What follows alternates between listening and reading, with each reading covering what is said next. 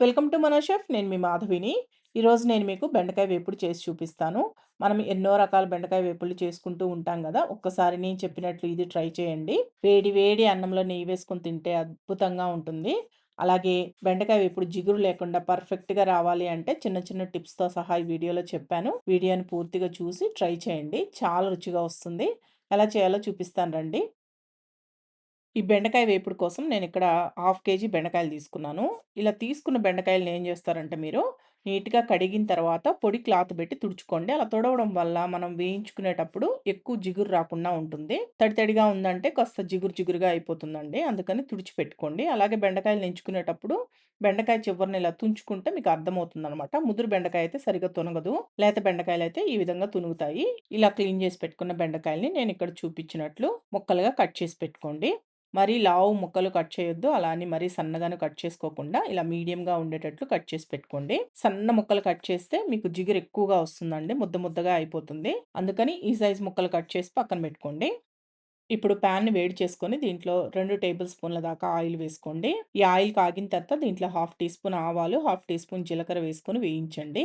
ఆవాలు చిటపటలాడేంత వరకు వేగిన తర్వాత మనం ముందుగా కట్ చేసి పెట్టుకున్న ఈ బెండకాయ ముక్కలన్నింటినీ వేసుకొని దీంట్లోనే కొద్దిగా ఉప్పు, ఒక హాఫ్ టీ స్పూన్ దాకా పసుపు కూడా వేసుకొని మీడియం ఫ్లేమ్‌లోనే ఉంచి ఇలా కలుపుతూ వేయించండి. ఈ బెండకాయ ముక్కలు వేయించేటప్పుడు ఎక్కువ జిగురు రాకుండా బాగా వేగడానికి మీకు కొన్ని టిప్స్ చెప్తానండి. ఫస్ట్ అయితే బెండకాయల్ని నీట్‌గా కడిగి తడి లేకుండా తుడుచుకోవాలి. బెండకాయల్ని కట్ చేసుకునేటప్పుడు మరీ చిన్న ముక్కలు గాకుండా మీడియంగా కట్ చేసుకోవాలి. అలాగే బెండకాయ ముక్కలు వేసేటప్పుడు ప్యాన్‌ని బాగా వేడెక్కిన తర్వాతే బెండకాయ ముక్కలు వేసి వేయించుకోండి. అలాగే ముక్కల్ని ఎక్కువ సేపు కలపొద్దండి. మధ్య మధ్యలో ఆపి కలుపుతూ వేయించుకోండి. మూత పెట్టకుండా వేగనివ్వండి. అలాగే ఇంకా జిగురొస్తుంది మీకు బెండకాయలో అనుకుంటే కొద్దిగా నిమ్మరసం గాని, చింతపండు నీళ్లు గాని వేసినా గాని జిగురు లేకుండా బాగా వేగుతాయన్నమాట.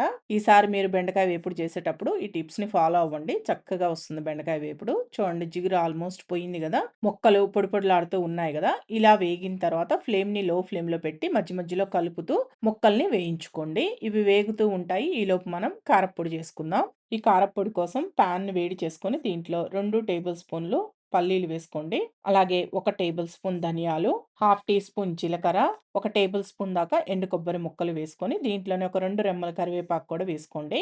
కరివేపాకు మీ ఆప్షనల్ అండి. మీకు ఇష్టం ఉంటే వేసుకోండి. వేసుకోకపోయినా పర్వాలేదు. ఇప్పుడు వీటిలన్నింటిని కలిపి లో టు మీడియంలో పెట్టుకొని బాగా వేగనివ్వండి.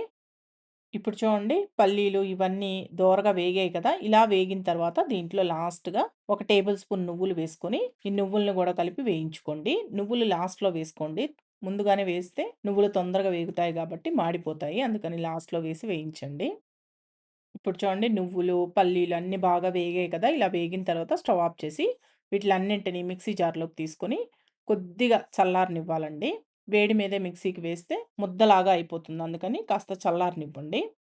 ఇప్పుడు ఇవన్నీ కొద్దిగా చల్లారిన తర్వాత దీంట్లో 2 టీ స్పూన్లు లేదా 1 ½ టీ స్పూన్ దాకా కారం వేసుకోండి. అలాగే 7, 8 వెల్లుల్లి రెమ్మలు, మీ రుచికి సరిపడా సాల్ట్ వేసుకోండి. సాల్ట్ ఆల్రెడీ మనం బెండకాయ ముక్కలు వేయించుకునేటప్పుడు వేసుకున్నామండి. చూసుకొని వేసుకోండి. వీటిలన్నింటిని కలిపి నేనిక్కడ చూపించినట్లు గ్రైండ్ చేసుకోండి. మరి మెత్తటి పౌడర్ లాగా కాకుండా లైట్ బరకగా ఉండేటట్లు గ్రైండ్ చేసుకోవాలి. ఇలా గ్రైండ్ చేసుకున్న ఈ కారప్పొడిని పక్కన పెట్టుకోండి. ఈలోపు ఈ బెండకాయ ముక్కలు గూడా వేగాయి చూడండి. బాగా చక్కగా వేగాయి కదా! ఈ విధంగా వేయించుకోవాలి.